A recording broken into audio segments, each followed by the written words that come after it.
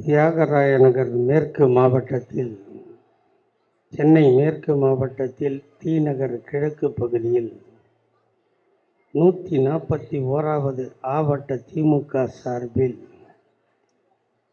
அறிவாலயத்து சின்னவர், வருங்கால தமிழகத்தின் மன்னவர் எங்கள் ஆருயிர் அண்ணன் உதயநிதி ஸ்டாலின் அவர்களின் பிறந்த நாளை முன்னிட்டு ஏன் வேண்டும் திமுக என்ற தலைப்பில் நடைபெறுகின்ற இந்த பிறந்தநாள் விழாவில் தலைமையேற்று நடத்தி கொண்டிருக்கின்ற ஐயா பழக்கடை ஜெயராமன் எங்கள் ஆருயிர் அண்ணன் ஜே அன்பழகனை தந்தான்.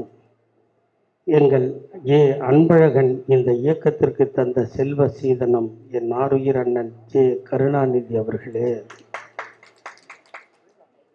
முன்னிலை வகிக்கின்ற டி நகர் மேற்கு பகுதி கழக செயலாளர் என் அன்பு நண்பர் மாநகராட்சி மன்ற உறுப்பினர் ஏழுமலை அவர்களே, தலைமை செயற்குழு உறுப்பினர் கோஸ் மணி அவர்களே, மாவட்ட இளைஞரணி அமைப்பாளர் மாநகராட்சி மன்ற உறுப்பினர் என் ஆருயிர் தம்பி ராஜா அன்பழகன் அவர்களே, 141வது வட்டக்கழக செயலாளர் துரை அவர்களே, மாவட்ட அமைப்பாளர் மகளிரணி தொண்டரணியைச் சார்ந்த மோனிஷா கருணாநிதி அவர்களே, 141வது வட்டக்கழக செயலாளர் ஏழுமலை அவர்களே, 141வது வட்டக்கழக செயலாளர் ஆசி மணிமாறன் அவர்களே, வரவேற்புரையாற்றிய இளங்கோவன் அவர்களே, இரா ரவி அவர்களே, தா வேலு அவர்களே, நாராயணன் அவர்களே, லதா அவர்களே, சுரேஷ் அவர்களே, கௌதமன் அவர்களே, செல்வராஜ் அவர்களே, கணேசன் அவர்களே, பாலாஜி அவர்களே,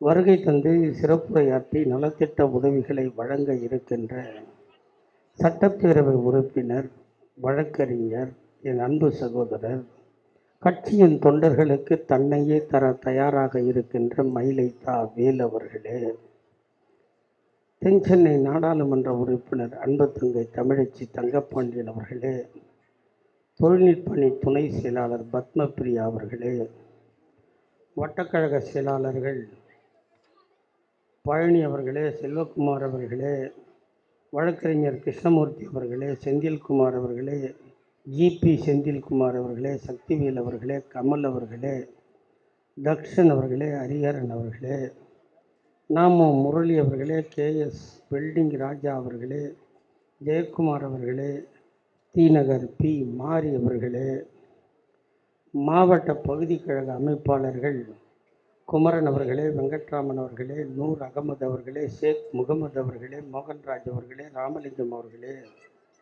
வீரப்பன் அவர்களே, மு மணி அவர்களே, பால்தேவ் அவர்களே, லோக் அவர்களே, ராஜேஷ் அவர்களே, சூரியகுமார் அவர்களே, டாக்டர் சரவணன் அவர்களே, கோயில் சுரேஷ் அவர்களே, கோவிந்தராஜ் அவர்களே, லயன் சக்திவேல் அவர்களே, பவானி அவர்களே, ரவி அவர்களே, எம்ஏ அசரத் அவர்களே, டாக்டர் லக்ஷ்மணன் அவர்களே, சரிதா அவர்களே, சதீஷ் அவர்களே, அகமது அவர்களே, வழக்கறிஞர் சீனிவாசன் அவர்களே, செல்வம் அவர்களே, செயற்குழு உறுப்பினர்கள் நவநீத கோபால் அவர்களே, பன்னீர்செல்வம் அவர்களே, கிருஷ்ணமூர்த்தி அவர்களே, முனீர் அலி அவர்களே, குமார் அவர்களே, குமரன் அவர்களே, ஜெயகணேஷ் அவர்களே, செல்வம் அவர்களே, பிரபாகரன் அவர்களே, கழக முன்னோடிகள் ராஜா அவர்களே, பிரவீன் அவர்களே, வேலாயுதம் அவர்களே, குமரன் அவர்களே, விஜய பிரபாகரன் அவர்களே, ஜான் ராஜேஷ் அவர்களே, வழக்கறிஞர் நூர்தீன் அவர்களே, வழக்கறிஞர் சரத்பாபு அவர்களே, பூங்கொடி அவர்களே, எலிசபெத் அவர்களே, பொற்செல்வன் அவர்களே, பால் அவர்களே, அயன் இளங்கோவன் அவர்களே, மோகன் அவர்களே, ரங்கராஜன் அவர்களே, பி மோகன் அவர்களே, எஸ் மனோ அவர்களே, சீனிவாசன் அவர்களே, தனசேகரன் அவர்களே, சங்கர வடிவேல் அவர்களே, அப்பு வெங்கடேசன் அவர்களே, தங்கராஜ் அவர்களே, தேவராஜ் அவர்களே, முருகேசன் அவர்களே, முருகேசன் அவர்களே, மணிகண்டன் அவர்களே, நஜீம்கான் அவர்களே, சவுந்தர் அவர்களே, பாலாஜி அவர்களே, சரவணன் அவர்களே, குட்டி டி குமார் அவர்களே, ராஜேந்திரன் அவர்களே, துரை அவர்களே, குலசேகரன் அவர்களே, பிரவீன் அவர்களே, குமார் அவர்களே, பாலசுப்ரமணியன் அவர்களே, சுரேஷ் அவர்களே, பிரான்சிஸ் மோகன் அவர்களே, டிஎஸ்பி திலக் அவர்களே, நாகு மோகன் அவர்களே, முனுசாமி அவர்களே, சி முனுசாமி அவர்களே, சுதாகர் அவர்களே, ஜெயவேல் அவர்களே, சதீஷ் அவர்களே, மகளிர் அணியைச் சேர்ந்த என் அன்பு தங்கைகள் சுசீலா அவர்களே, சரஸ்வதி அவர்களே, வசந்தா அவர்களே, சாமுண்டீஸ் அவர்களே, லட்சுமி அவர்களே, கே லட்சுமி அவர்களே, பத்மா அவர்களே, சங்கீதா அவர்களே, சௌந்தர்யா அவர்களே, ராணி அவர்களே, உமா அவர்களே, சசிகலா அவர்களே, கண்மணி அவர்களே, சாந்தி அவர்களே, சந்தியா அவர்களே, இளைஞரணி தம்பிமார்கள் யுவராஜ் அவர்களே, பாலாஜி அவர்களே, கருணாநிதி அவர்களே, சரவணன் அவர்களே, கிருஷ்ணா அவர்களே, கார்த்திக் அவர்களே, சிலம்பரசன் அவர்களே, தினேஷ் அவர்களே, பரத் அவர்களே, ராஜா அவர்களே, கணேசன் அவர்களே, டில்லிபாபு அவர்களே, ஹரிபாபு அவர்களே, சந்துரு அவர்களே, முருகன் அவர்களே, நன்றி உரையாற்ற இருக்கின்ற 141வது ஆவட்ட கழக செயலாளர் அன்பிற்கினிய லட்சுமிகாந்தன் அவர்களே, திரளாக கூடியிருக்கின்ற கழக தோழர்களே, என்னை பெற்றெடுக்காத என் அன்பு தாயே, எதிர்கால இந்தியாவை உருவாக்க காத்திருக்கும் இளைஞர் சமுதாயமே, இதற்கெல்லாம் மேலாய் உடன்பிறப்பே என்று அழைத்து விட்டால் உயிரையும் தருவதற்கு தயாராகியிருக்கின்ற டாக்டர் கலைஞரின் அன்பு உடன்பிறப்புகளே, உங்கள் அனைவருக்கும் என் எண்ணம் எனும் நான் எடுத்து வண்ணமலர் பூக்களை வார்த்தை என வருத்தி முதற்க நன்றி எனும் மாலைதனை சூட்டுகிறேன். நன்றி என்று. இது வட்டக்கழகத்தின் ஆலோசனை கூட்டம். இப்போ இங்கே பேசணுன்னா தயவுசெய்து அப்படி போயிடுங்க, இல்லை நீங்கள் இங்கே வந்து பேசுங்க. இந்த அரங்கத்தை பார்க்கும்போது என்னது, என்ன அரங்கம் இது பேர்? டக்கர் பாபா. டக்கர் பாபா தான் எனக்கு சொன்னது. எனக்கு பகுதி செயலாளர் அனுப்பிச்ச மெசேஜ், டக்கர் பாபா ஹாலில் இவ்வளோ டக்கராக கூடியிருக்கிறது எனக்கு பெரிய சந்தோஷம். இப்போ இதுக்கு தலைப்பு என்னென்னா, ஏன் வேண்டும் திமுக? ஏன்னா நான் ஒத்தாள் வச்சுங்க, ஒரு பேச்சாளர். நான் ஊர் ஊராக போய் ஒரு 234 கூட்டம் பேசலாம். சின்னவர் போய் என்னை விட ஒரு 670-700 கூட்டம் பேசலாம். தலைவர் போய் ஒரு 1000 கூட்டம் பேசலாம். தெருவுக்கு தெரு, சந்துக்கு சந்து என்னாலேயோ சின்னவராலேயோ மாவட்ட செயலாளராலேயோ வர முடியுமானா முடியாது. அப்போ தெருவுக்கு தெரு போய் ஓட்டு கேட்குறது யார்? நீங்கள் தான்.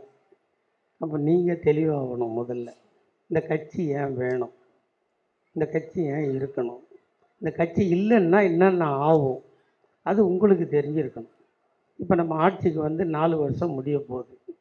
5வது வருஷம் இந்த மே மாதம் வந்துச்சுன்னா நம்ம பதவி ஏற்று 4 வருஷம் கம்ப்ளீட் ஆகிடும். 5வது வருஷம் ஸ்டார்டிங். இப்போ 5 வருஷம் முடிஞ்சு நீங்கள் ஓட்டு கேட்க போகணும். என்ன பண்ணீங்க, வரி ஏற்றிட்டீங்க, ஒருத்தி நோண்டுவா, நம்மளை நோண்டுவாலாம் நோண்ட மாட்டானா? அப்போ நீங்கள் பதில் சொல்ல முடியலப்பான்னு வரக்கூடாது இல்லையா? அதுக்கு தான் உங்களை தயார்படுத்துறதுக்காக பகுதி செயலாளரும் மாவட்ட செயலாளரும் உங்களை களத்தில் சந்தித்து கேட்கின்ற கேள்விக்கு என் மகளிரணி தாய்மார்கள் பதில் சொல்வார்கள் என்ற நிலையை உருவாக்கத்தான் இந்த ஏற்பாடு. போன வாட்டி 2ஆம் தேதி கூட ஒரு கூட்டத்துக்கு வந்தேன்னு நினைக்கிறேன். அங்கே பார்த்தா ஹாட் பேக் கொடுத்தாங்க. இங்கே அரிசி கொட்டி வைக்கிற ட்ரம்மா இது, அரிசி வேப்பலெல்லாம் போட்டு பத்திரமா வச்சா தான் அரிசி புழு பிடிக்காது. அது மாதிரி நம்மளுக்குள்ள சட்ட சச்சரவு இல்லாமல் காப்பாற்றினா தான் கட்சிக்கு புழு பிடிக்காது. அதான் முதல்ல முக்கியம். சரியா? அன்றைக்கும் ஒரு 50 நிமிஷம் ஆமாம் 50 நிமிஷம் கிட்டத்தட்ட ஒரு மணி நேரம் காக்காயாக கத்தினேன். எனக்கு ஒரு ஹாட் பாக்ஸ் கொடுக்கவே இல்லை. எங்கே போனாலும் இதான் நிலைமையாக இருக்குது என் நிலைமை. ஆனாலும் பரவாயில்ல, நான் என்னை இழந்தாவது இந்த கட்சியை காப்பாற்ற வேண்டும் என்பதில் கடமையாக இருப்பவர். ஐயா கலைஞர் அவரை இழந்து இந்த கட்சியை காப்பாற்றினார். அவருக்கு வயது முதிர்ந்தது. 69 பேரறிஞர் அண்ணாவின் மறைவுக்கு பிறகு இந்த நாட்டின் முதலமைச்சராக பொறுப்பேற்றார். தனக்கு கண்ணிலே வலி என்றவுடன் இந்த நாட்டில் எவனுக்கும் கண்ணில் வலி வரக்கூடாது என்று கண்ணொலி திட்டத்தை தந்தார். மனிதனை மனிதன் இழுக்கிறான், எவனுக்கும் கண்ணீர் வரவில்லை. எங்கள் தாத்தா கலைஞருக்கு கண்ணீர் வந்தது. கை ரிக்ஷாவை ஒழித்துவிட்டு சைக்கிள் ரிக்ஷா தந்தார்.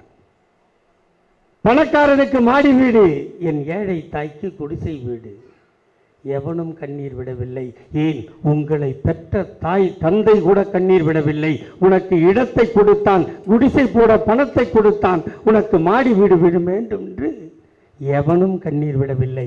எங்கள் தாத்தா கலைஞர் கண்ணீர் விட்டார். அதனால் வந்தது ஹவுசிங் போர்டு. என் ஏழை தாய்மாரை, பணக்காரன் முதல் மாடியில் இருந்தால் என் ஏழை தாய் 3வது மாடியில் இருந்து தலையாற்ற வைத்த ஒரு தலைவன் எங்கள் தாத்தா டாக்டர் கலைஞர். பஸ்ஸு ஓடிச்சு, அதில் நம்மெல்லாம் ஏற முடியுமா? ஏற முடியாது. Private bus. அவன் எங்கே வேணாலும் நிற்பான், எங்கே வேணாலும் போவான்.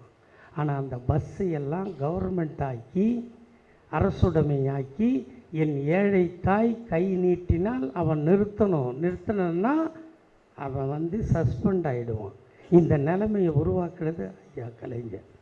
இதையும் தாண்டி காமராஜர் சத்துணவு தந்தால் அந்த சத்துணவை உண்மையான சத்துணவாய் இருக்க வேண்டும் என்று சொல்லி சத்துணவில் முட்டை தந்தார்.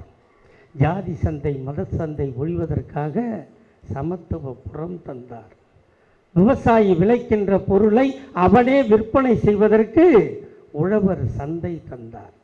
இவ்வளவு ஏன், இந்தியாவில் இருக்கின்ற 29 மாநிலம் 9 யூனியன் பிரதேசத்தில் எந்த முட்டாளுக்கும் தோன்றாதது தமிழ்நாட்டு முதலமைச்சராக இருந்த எங்கள் தாத்தா கலைஞருக்கு தோன்றியது.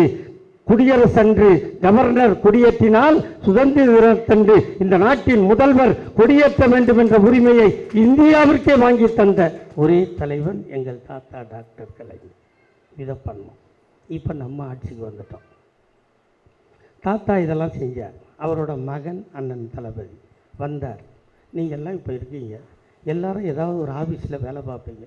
சித்தாள் வேலைக்கு போவீங்க, ஆஃபீஸ் படிக்க ஏதோ ஒரு வேலைக்கு போனால் மட்டும்தான் இந்த காலத்தில் வாழ முடியும். போனால் சம்பளம் கொடுப்போம். சம்பளம் கொடுத்தா நீங்கள் யார்கிட்ட கொடுப்பீங்க? உங்களை தான் கேட்குறேன். வெறும் நான் பேசுறதுக்கு தலையாட்டுறது கிடையாது, நீங்கள் பதில் சொல்லணும். இதுதான் என் கூட்டத்துக்கு இருக்கிற சிறப்பு. யார்கிட்ட கொடுக்கணும்? புருஷங்கிட்ட கொடுக்கணும், இல்லை யாரோ மாமனார் யாரோ ஒருத்தர்கிட்ட கொடுக்கணும். கொடுத்துட்டு நீங்கள் அடுத்த நாள் வேலை கிளம்பணுமா இல்லையா? கிளம்பினா சரி கட்டலாம், பிளிட்டு வச்சு பின்னு குத்தலாம், தலை வரலாம், கிளிப்பு போடலாம், ஹேண்ட்பேக் மாட்டலாம், எல்லாத்தையும் மாட்டிட்டு அத்தான் பஸ்ஸுக்கு காசு கொடுன்னு கேட்டிங்களா இல்லையா? யாருன்னா நெஞ்சில் கை வச்சு சொல்லுங்க, கேட்டிங்களா இல்லையா? இதை பார்த்து உன்னை பெத்தாப்பா அத்தாப்பா அழுதாலும் இல்லையோ, எங்கள் அண்ணன் தளபதி அழுதார், அதனால் கையெழுத்து போட்டார். நீங்கள் பஸ்ஸிலே கட்டணம் இல்லாமல் பயணம் செய்யலாம், அது உங்கள் உரிமை பயணம் சொல்லிட்டோம். உடனே வீட்டில் இருக்கிற லேடிஸ்லாம் கேட்டான், வேலைக்கு போகிறவங்களுக்கு பஸ்ஸு கொடுத்த எனக்கு என்ன கொடுப்பேன்? கேட்டிங்களா இல்லையா? உடனே சொன்னார், உங்களுக்கும் உங்கள் மகனாக நான் இருக்கிறேன். நீங்கள் ரேஷன் கார்டு வைத்திருந்தால் உங்களுக்கு மாதம் 1000 ரூபாய் தருவேன், அது உங்கள் உரிமை தொகை. கொடுத்தாச்சு, 2 பேரும் கொடுத்தாச்சு. ஆனால் நீங்கள் பெற்ற பசங்க ஸ்கூல் படிக்குது, காலேஜ் போகுது, அது ஸ்டேஷ்னரி வாங்கணும், பென்சில் வாங்கணும், எரேசர் வாங்கணும், ஸ்ட்ராங் சைஸ் நோட்டு வாங்கணும். அது கையேந்ததில்லை. உங்களை கையேந்தாம பண்ணிட்டு நீங்கள் பெற்ற பசங்க கையேந்தக்கூடாது இல்லை. அதுக்கு தான் சொன்னார், நீங்கள் 6 முதல் 12 வரை அரசு பள்ளியில் படித்திருந்தால் உன் தாத்தா தளபதி மாதம் 1000 தருவேன், புதுமை பெண் திட்டம். உடனே பையன்லாம் கேட்டான், இது என்ன அநியாயம், ஒரே அப்பன் ஒரே ஆத்தா, என் தங்கச்சி பிறந்த வயசில் தான் நானும் பிறந்தேன், அவளுக்கு 1000 ரூபாய் எனக்கு இல்லையா? கேட்டது காதில். எங்கள் தலைவர் சொன்னார், நீயும் 6 முதல் 12 வரை படித்திருந்தால், அரசு பள்ளியில் படித்திருந்தால் உனக்கும் 1000 தருவேன், தமிழ் புதல்வன் திட்டம். இதை தாண்டி உங்களுக்கு எல்லாம் கொடுத்தாச்சு. இப்போ பையன் படிச்சுட்டான், பொண்ணு படிச்சிருச்சு, வேலை வேணுமா வேணாவா? வேலை வேணும்னா எங்கே போகணும்? கம்ப்யூட்டர் சென்டருக்கு போகணும். போனால் ஜாவா படிக்கணும், எம்எஸ் படிக்கணும், டேலி படிக்கணும், இதெல்லாம் படிக்கணும். படித்தா அங்கே ஃபீஸ் கட்டணும். அந்த ஃபீஸுக்கு எங்கே போவ? அதை பார்த்தார் அண்ணன் தளபதி, அந்த ஃபீஸு நீ கொடுக்காத, நான் முதல்வன் திட்டத்தின் கீழ் உனக்கு பயிற்சி கொடுக்கிறேன். கொடுத்தாச்சு, எல்லாம் ரெடி. வேலை வேணும். 10 வருஷம் பல்லு பழனிசாமி கல்லாப்பேட்டையை கழுவி வச்சுட்டு போயிட்டான். கல்லால் 5 பைசா இல்லை. இருந்த கம்பெனிலாம் லஞ்சம் கேட்டே ஒழிச்சிட்டான். இப்போ படிச்சுட்டு இவெல்லாம் ட்ரைனிங் ஆகி வேலைக்கு போனால் என்ன பண்ணுறது? இந்த 70 வயதிலும் உலகம் முழுக்க சுற்றி வந்து கம்பெனியாக போய் கிட்டத்தட்ட 130 கம்பெனிகளிடம் பேசி 9.74 லட்சம் கோடிக்கு கையெழுத்து போட்டு வந்திருக்கார். இப்போ ஸ்ரீபெரும்புதூரில் கம்பெனிக்கு அடிக்கல் நாட்டியாச்சு. இப்போ எல்லா கம்பெனியும் வந்தால் நீ பெத்த பிள்ளைலாம் வேலைக்கு போயிடும். அப்போ அது ஏன் சரக்கு அடிக்க போகுது? அது ஏன் ரோடு மொழியில் உட்காந்து கஞ்சா அடிக்க போகுது? வேலை இல்லாத தானே இந்த வேலை நடக்குது. அந்த வேலையை குறைச்சி இந்த வேலையை கொடுக்க இந்த வேலைக்கு அமைச்சிட்டார். இதையும் தாண்டி ஒரு திட்டம். இதுவும் இந்த டி நகர் சாலையில் உங்களுக்கு ஒரு விபத்து நிகழ்ந்தால் நீங்கள் எந்த ஆஸ்பத்திரிக்கு போவீங்க சொல்லுங்கள்? இங்கே கவர்மெண்ட் ஆஸ்பத்திரி எதுமா இருக்குது பக்கத்தில்? ஸ்டான்லியா ஜிஹெச்சா உங்களுக்கு? உங்களுக்கு ராயப்பேட்டை போகிறதுக்கு எவ்வளோ நேரம் ஆகும்? ஒரு 20 நிமிஷம் ஆகுமா? கண்டிப்பாக ஆகும்ல. ஆக்சிடெண்ட் ஆகி ஒரு 1/2 ஹவர் வச்சுக்கோங்க. ஆம்புலன்ஸ் வரணும், ஏற்றணும், ராயப்பேட்டைக்கு போகணும். அந்த 25-30 நிமிஷத்தில் நீ செத்து போயிட்டா அந்த உயிரை எவன் கொடுப்பான்? இதுக்கு முன்னாடி எவ்வளோ பேர் இருந்தாங்க? எவனாவது யோசனை வந்துச்சா? யோசனை வரல. அதுதான் சொல்கிறது கலைஞர் தாத்தாவோட பிள்ளை. ஏன் தாத்தா கலைஞர் முதுகுத்தண்டு வலி ஆப்ரேஷன் ராமச்சந்திராவில் போய் படுக்கிறார். ஆப்ரேஷன் முடிஞ்சிச்சு. கண்ணை திறந்து பார்க்குறார். எனக்கு எவ்வளோ ஃபீஸுன்னு கேட்குறார். அதிகாரி சொல்கிறான், எனக்கு இவ்வளோ ஃபீஸ் கட்டுறதுக்கு நான் முதலமைச்சர், அரசாங்கம் கட்டும். என்னை பெறாத தாய்மார்களுக்கு இது ஏற்பட்டால் எவன் தருவான் என்று சொல்லி ஆம்புலன்ஸில் ஏறி கோட்டைக்கு போய் கையெழுத்து போட்டது தான் கலைஞர் காப்பீட்டு திட்டம். அப்போ அதை செஞ்சால் புள்ள எதை செய்கிறாரு பார். நீ ஆக்சிடெண்ட் ஆனால் பக்கத்தில் எந்த ஆஸ்பத்திரியாக இருந்தாலும் நீ போய் சேர்ந்துக்கலாம். உன்னை எவனும் காசு கேட்கக்கூடாது. எத்தனை மணி நேரத்துக்கு? 48 மணி நேரத்துக்கு உன்னை ஃப்ரீயாக வைத்தியம் பார்த்து அடுத்த ஆஸ்பத்திரிக்கு ஷிஃப்ட் பண்ணிட்டான்னா அதுக்கு எத்தனை லட்சம் ஆனாலும் நீங்கள் பெறாத உங்கள் மகன் ஸ்டாலின் அந்த பணத்தை கட்டுவார். இதை விட இந்த ஆட்சியில் என்ன பண்ணணும்? இவ்வளவும் பண்ணி வச்சுருக்கோம். இதுக்கு மேலே நம்மளுக்கு ஓட்டு கேட்கறதுக்கு என்ன வெக்கம்? நீங்கள் சொல்லுங்கள். தூங்குறாரா? இங்கே எனக்கு முன்னாடி பகுதி செயலாளர் பேசினார். எப்போ ஃபோன் வரும்னே தெரில, நாங்கள் திக்குன்னு இருக்கிறோன்னு சொல்லி. நீ வாக்கிங் ட்ரெஸ்ஸை போட்டு ரெடியாக இருக்கணும். அதுக்கு தான் உன்னை எம்எல்ஏ வாக்கியிருக்காங்க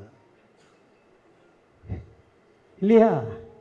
நீ ஷார்ட்ஸ் போட்டு ரெடியாக இருக்கணும். அதுதான் திமுக, அதுதான் முதல்வர், அதுதான் துணை முதல்வர். உங்கள் அப்பா என்ன பண்ணார்? உங்கள் அண்ணன் என்ன பண்ணார்? நீ அதைத்தான் பண்ணணும். அது பண்ணால் தான் உனக்கு பெருமை, உனக்கு பேர். நீ சாதாரண கருணாநிதியாக இருந்தால் அந்த பேர் வருமா? எங்கள் தாத்தா கலைஞரின் பேரை வச்சுக்கிட்ட தூக்கி பிடிப்பானா? இல்லை. உங்கள் அப்பன் பழக்கடை ஜெயராமன் போட்ட பிச்சை, உங்கள் அண்ணன் அன்பழகன் போட்ட பிச்சை உன்னை உயர்த்தி இருக்கிறது. இதற்கு இந்த மக்களுக்கு நீ நன்றி கடன் பட்டவனாக வாழ்ந்தே தீர வேண்டும். அப்போதுதான் உனக்கு நல்ல சாவு வரும். இதை சாபமாக எடுத்து எனக்கு கவலை இல்லை. இதை சாபமாக எடுத்துக்கொண்டாலும் எனக்கு கவலை இல்லை. அதுதான் உண்மை, அதுதான் சத்தியம். இந்த மக்கள் உன்னை தேர்ந்தெடுத்திருக்கார்கள். எவ்வளவு பணம் வச்சிருக்கான், எவ்வளவு பெரிய கோட்டீஸ்வரனா இருக்கான், எத்தனை பேரை ஜனங்க செருப்பால் அடிச்சு அமைச்சிருக்காங்க. அதுக்கு உதாரணம் தான் நம்ம ஆட்டுக்குட்டி அண்ணாமலை. பார்த்தீங்களா? பிஜேபியிலேருந்து ஒரு கண்டெய்னர் நிறைய பணம் தான் அனுப்புனாங்க. பிஜேபியிலேருந்து ஒரு கண்டெய்னர் பணமா ஓட்டுக்கு 2000 ரூபா கொடுத்தான். அரவக்குறிச்சியில் பொம்பளைங்க செருப்பு தொடர்பு கட்டில் அடிக்கல. ஜெயிக்க முடிஞ்சுதா? பணம் என்றும் பணத்தை மக்கள் மதிக்க மாட்டார்கள். அவர்களை அன்போடு நீ பேசுகின்ற பேச்சில், நீ அரவணைக்கின்ற அரவணைப்பில், அதற்கு மட்டும்தான் கட்டுப்பட்டவர்கள் தமிழ்நாட்டு மக்கள் என்பதை புரிந்து கொண்ட தலைவன் தான் இதெல்லாம் செஞ்சிட்ருக்கார். இன்னும் செய்வார். 26ல் ஓட்டு போட்டா இல்லைன்னா என்ன ஆகும்? ஐயா கலைஞர் சொன்னார், 8வது படித்திருந்தால் திருமண உதவி திட்டம் 5000. அது உனக்கு சிம்பிளா தெரிஞ்சிருக்கலாம். எதுக்கு சொன்னாரு? நீ 8வது படிச்சிரு, உன் மாமியார் வீட்டுக்கு போனா உன்னை கேஸை திறந்து விட்டு கொளுத்திடுவான், எண்ணெயை ஊற்றி கொளுத்திடுவான். இந்த செய்தி சொல்றதுக்கு உனக்கு வக்கு இல்லை, துப்பு இல்லை, நீ படிக்கல. ஆகவே உனக்கு திருமணத்துக்கு 5000 தரேன்னு சொன்னாலாவது நீ 8வது படின்னு சொல்லி 5000 கொடுத்தாரு. எல்லாம் 8வது படிச்சிருச்சு. உடனே பார்த்தாரு, இனிமே 8வது இல்லை 10வது வை, 10000 கொடுன்னாரு. கொடுத்தாரா இல்லையா? காலேஜுக்கு போ 30,000 தரேன், தந்தாரா இல்லையா? எதுக்கு? நீ அறிவோடு இருந்தால், நீ குடும்பத்தின் தலைமை தாங்கினால் அந்த குடும்பமும் வாழும், இந்த நாடும் வாழும். ஆகவே பெண்களை முன்னேற்று. இது யார் சொன்னார்? நம்ம பெரிய தாத்தா தந்தை பெரியார் சொன்னார். உங்களை வாழ வைக்கணும்னு சொன்னார். ஒரு காலத்தில் இப்போ இதை பாருங்கள், அங்கேயும் உட்காந்துருக்காங்க, இங்கேயும் உட்காந்துருக்கீங்க, ஈக்குவலாக. இப்படி உட்கார முடியுமா ஒரு காலத்தில்? உங்கள் மனசில் கை வச்சு சொல்லுங்கள். எல்லோரும் இருக்கீங்க. உங்கள் வீட்டில் உங்கள் ஆயா தாத்தா படம்லாம் இருக்குல்ல, இருக்கா இல்லையாம்மா? உங்கள் மாமனார் மாமியார் படமாவது இருக்கும் இல்லையா? பொய் சொல்லக்கூடாது, இருக்கும். அங்கே இந்த மாதிரி உங்கள் ஆயாவெல்லாம் உட்கார வச்சுருப்பானா உங்கள் தாத்தன்? என்ன பண்ணுவான்? அந்த பழைய இரும்பு சேரு, மரச்சேர் இருக்குல்ல, மடக்கு சேரு, அதுதான் ஸ்டுடியோவில் இருக்கும். அதை பிரித்து போட்டு அவர் என்ன பண்ணுவார்? 2 கையில் 2 மோந்திரம், இந்த கையில் 2 மோந்திரம், பட்டு வேஷ்டி, பட்டு அங்கவஸ்திரம், இதெல்லாம் போட்டு அந்த சேரில் உட்காந்துக்கின்னு கால் மேலே கால் போட்டுன்னு உட்காருவார். யார்? தாத்தா. ஆயாவுக்கு என்ன வேலை தெரியுமா? அந்த சேரோட முனையை பிடிச்சி நிற்கணும். நின்னாலா இல்லையா? உன் ஆயாலும் என் ஆயால நின்னாலா இல்லையா? அந்த ஆயாவை பக்கத்தில் சேர் போட்டு உட்கார வைக்கணும்னு சொன்ன கட்சி திமுக. உட்கார வச்ச கட்சி திமுகவா இல்லையா? அதுக்கு இந்த திமுக வேணுமா வேணாவா? அதுதான் இந்த கூட்டம். உங்களை ஒரு காலத்தில் ஜாக்கெட்டு போடக்கூடாதுன்னா, ஜாக்கெட்டு போட்டால் வரி கட்டணும்னா ஜாக்கெட்டு போட வச்சோமா இல்லையா? அதுக்கு திமுக வேணும். நீ படிக்கக்கூடாதுன்னா, ஏன்டா படிக்கக்கூடாது? வேற என்னடா பண்ணுறது? வயசுக்கு வந்துட்டியா, கல்யாணம் பண்ணிக்க. வேற என்ன பண்ணணும்? பிள்ளைய பெற்று போடு. உங்கள் ஆயாலாம் எத்தனை பெற்றா? எங்கள் ஆயா 21 பெற்றா. எங்கள் ஆத்தா 12 பெற்றா. என்ன வேலை பெற்றியா? என்ன வேலை பண்ணியிருக்கானுங்க பார். டிவிலாம் இல்லை, அப்போது எந்த சேனலும் கிடையாது.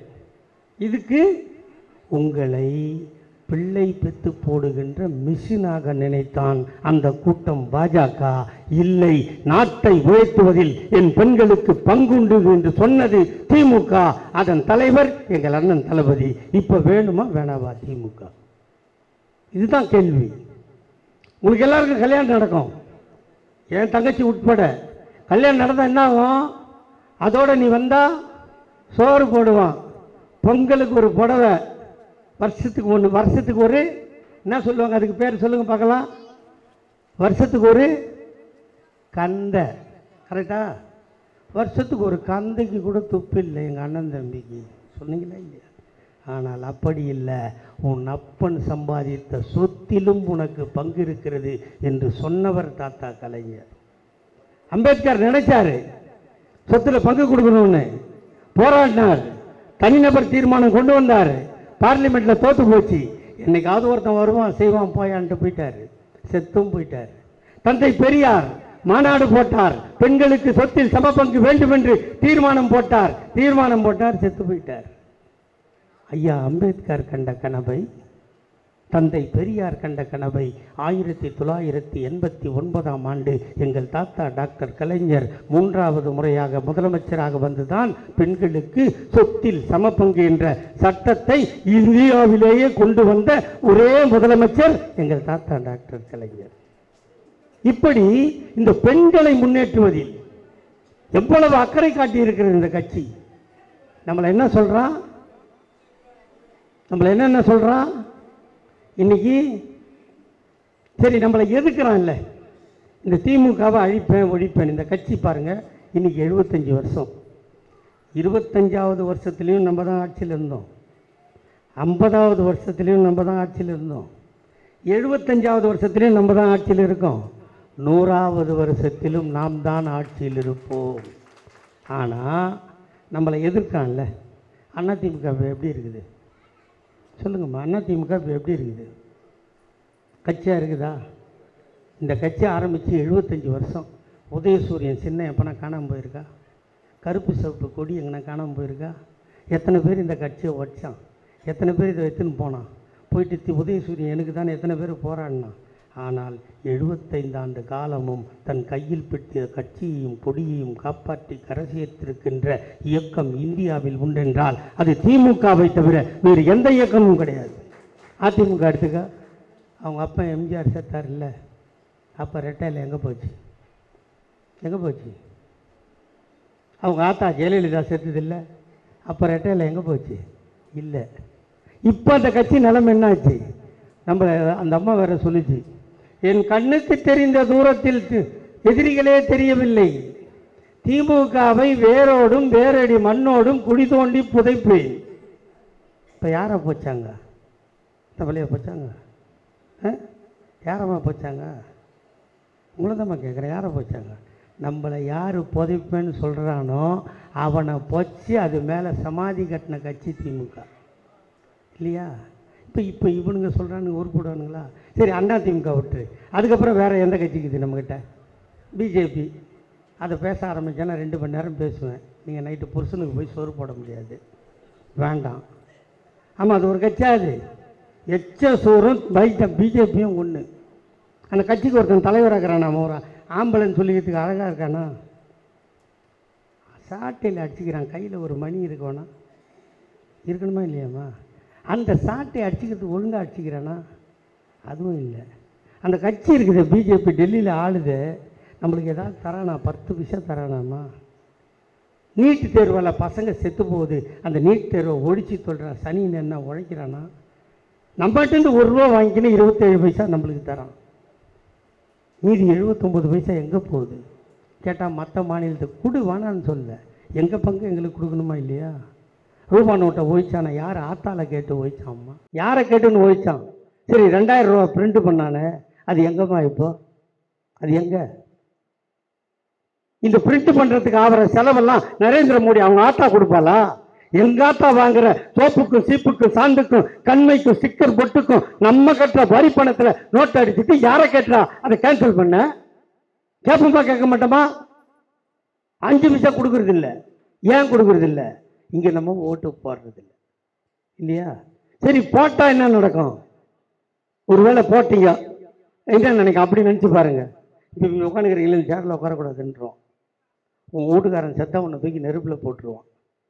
அவன் செத்து போயிட்டா நீ வெள்ளை புடவை கட்டி மூணில் தான் உட்காரணும், வெளியே வரக்கூடாதுன்னு. இதுவா நடக்கும்? ஐயா கலைஞர் தான் சொன்னார், நீ செத்தா வீட்டுக்காரன் கல்யாணம் பண்ணுறான்ல, அவன் செத்தா நீ கல்யாணம் பண்ணு, நான் தாத்தா பணம் தரேன்னு சொன்ன கட்சி திமுக. இதுக்கு இந்த கட்சி உண்மை வேணவா?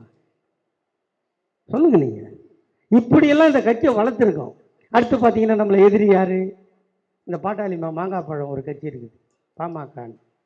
அவன் அன்னைக்கு காலையில் தான் பேசுகிறான் செயற்குழுவில். அன்னைக்கு காலையில் பேசுகிறான் செயற்குழுவில். எங்கள் தந்தையை பார்த்து நீங்கள் வேலை இல்லாதவர் என்று எப்படி சொல்லுவீர்கள்?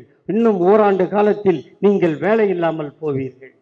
1 ஹவருக்கு முன்னாடி சொன்னான். 1.5 ஹவருக்கு அவங்க அப்பா சொல்கிறான், நீ எந்த வெளியே போடா, உனக்கு பிடிக்கலான். மாங்காய் 2 ஆயிடுச்சு.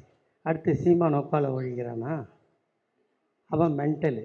நான் போன கூட்டத்திலேயே சொன்னேன், மாஸ்டர் அண்ணன்கிட்ட சொல்லி அவன் எங்கே இருக்கிறான்னு பக்குவமாக பார்த்து பின்னாடி போய் அவனை 2 கையிலையும் விலங்கு போட்டு அவனை எடுத்து கீழ்ப்பாக்கம் ஆஸ்பத்திரியில் விடும். இப்போ ஒருத்தன் புதுசாக கட்சி. இப்போ நான் சொன்னேன்ல, இந்த நோட்டீஸில் எவ்வளோ பேர் இருக்குது? இவ்வளோ பேர் நான் அவர்களேன்னு தானே படித்தேன். இந்த அவர்களேன்னு படிக்கிறது தப்பான். ஒரு காலத்தில் என்ன தெரியுமா நிலைமை? மேடை போடலாம், நம்ம மேடை மேலே உட்கார முடியாது, அதில் ஐயர் தான் உட்காரணும், நம்ம உட்காரக்கூடாது. கோயில் கட்டலாம், அந்த கோயிலுக்குள்ளே நம்ம போக முடியாது. அதுக்கு ஒரு பழமொழி என்ன சொல்லி வச்சான் தெரியுமா? கோபுர தரிசனம், அம்மா கோபுர தரிசனம் யாரோ ஒருத்தர் சொன்னாங்க, கோடி புண்ணியம். அப்போ ஏன்டா லவடிக்க பால் உள்ள வச்சுமே இந்த சாமி வச்சுருந்தேன் கேட்பனா? கேட்க மாட்டேனான். உள்ளே போய் கும்பிட்டா ஒரு புண்ணியமா, கோபுரத்தை கும்பிட்டா கோடி புண்ணியமா. நம்பால் என்ன பண்ணா, இவ்வளோ தூரம் நடந்து உள்ளே போனோமா, கோபுரத்தை பார்த்தா தானே கோடி புண்ணியம் சொன்னான். இதை பார்த்தே கும்பிட்டு போயிட்டான். இதுக்கு நம்மளை உள்ளே வராதேன்னு சொன்னவனை, நம்மளை உள்ளே வராதேன்னு சொன்ன நம்மளை உள்ளே கூட்டுன்னு போவேன்னு போராடினார் தந்தை பெரியார்.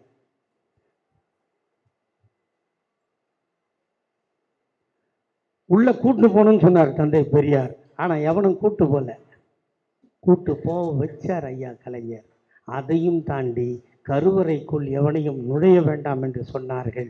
எங்கள் தாத்தா கலைஞர் சொன்னார், அனைத்து ஜாதிக்காரனும் அர்ச்சகராகலாம் என்ற சட்டத்தை போட்டு நம் பிள்ளைகள் அனைவரும் இப்போது அர்ச்சகராக படித்து கொண்டிருக்கிறார்கள்.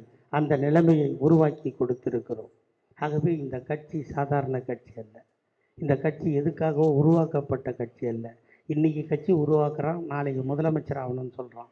ஆனால் இந்த கட்சி எலெக்ஷனில் நிற்போன்னு சொல்லாத உருவாக்கின கட்சி. எலெக்ஷனில் நிற்கலாமா வானாவான்னு ஓட்டெடுப்பு வச்சு அப்புறம் நின்ன கட்சி. 57 போட்டி போட்டு 5 எம்எல்ஏ, 62 போட்டி போட்டு 50 எம்எல்ஏ, 77 போட்டி போட்டு ஆட்சிக்கு வந்த கட்சி. இது மக்களுக்கான கட்சி. புதுசாக வரவன், வந்தவன், போனவன், நின்னவன் இவனெல்லாம் பார்த்து எவனா சொன்னால் உங்கள் தெருவில் உங்கள் வீட்டாண்ட சின்ன பசங்க புத்தி இல்லாத அப்படி தான் எதனா பண்ணும். அதுங்களுக்கு எடுத்து சொல்லி அதுங்களை நல்வழிப்படுத்தி தன்னையே இந்த நாட்டுக்காக தந்தவர்கள் திமுக தலைவர்கள். அதிலும் ஐயா கலைஞர், கலைஞருக்கு பின்னால் தளபதி, தளபதிக்கு பின்னால் அண்ணன் உதயநிதி என்று வாரிசாக வருகிறோம் என்று நம்மளை பார்த்து கேவலப்படுத்துகிறார்கள். ஐயா கலைஞருக்கு ஆண்மை இருந்தது, எங்கள் அண்ணன் தளபதி பிறந்தார். அண்ணன் தளபதிக்கு ஆண்மை இருந்தது, எங்கள் அண்ணன் உதயநிதி பிறந்தார். ஆண்மை இல்லை என்றால் ஆஸ்பத்திரிக்கு போங்க, அதுக்கும் காசுக்கு வக்கு இல்லை என்றால் மாசு அண்ணன்கிட்ட சொல்லி ஃப்ரீயாக கருத்தரிப்பு மையம் பண்ணி வைக்கிறோன்றதை மட்டும் எதிர்க்கட்சிக்காரர்களை சொல்லி, கழகத் தோழர்களுக்கு ஒரு அன்பான வேண்டுகோள், நீங்கள் இந்த இயக்கம் இருக்க வேண்டும். இந்த இயக்கம் இருந்தால் மட்டும்தான் நீங்கள் கட்சிக்குள் சண்டை போட முடியும். இந்த இயக்கம் இல்லை என்றால் எங்கே போய் நின்று சண்டை போடுவீர்கள்? அதை மட்டும் நீங்கள் மனதில் நிறுத்தி கொண்டு பொறுப்பிலே இருப்பவர்கள், இந்த பொறுப்புக்கு காரணமானவர்கள், வெற்றி பெற காரணமானவர்கள், இது இருக்கின்ற உழைக்கும் வர்க்கத்தினர் அந்த தேர்தல் பூத்தில் நின்று வாக்கு சேகரித்து அதை வாக்குகளாக மாற்றி கட்சிக்கு கடமையாற்றுகின்ற இந்த கண்மணிகள், நீங்கள் அழகாக உழைத்தால் மட்டுமே தான் வரும். 2026 அண்ணன் தளபதி கேட்டது 200, நாம் பெற்று தருவோம் 220 என்பதை சொல்லி வாய்ப்புக்கு நன்றி தெரிவித்து விடைபெறுகிறேன். வெல்க தமிழ். வணக்கம்.